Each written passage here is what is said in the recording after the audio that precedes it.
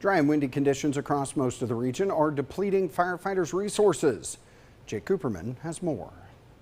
Fires that get out of hand quickly. We've been a couple weeks here where we've just been going pretty much every day. And that level of response requires firefighters to use their equipment constantly.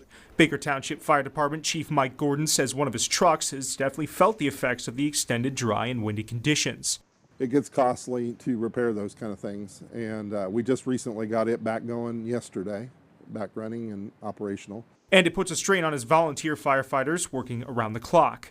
Being a volunteer means that you're liable to miss dinners and time with family and friends. With these weather conditions, ashes can also pose a serious threat, spreading fire long after the initial spark.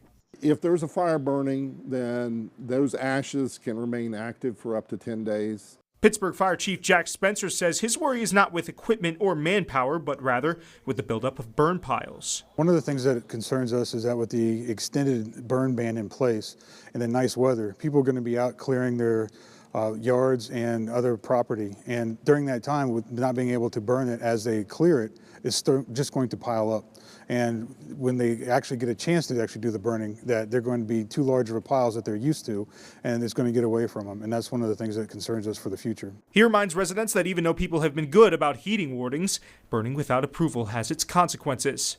They can be held liable for that, as well as being cited by law enforcement. Reporting in Pittsburgh, I'm Jake Cooperman.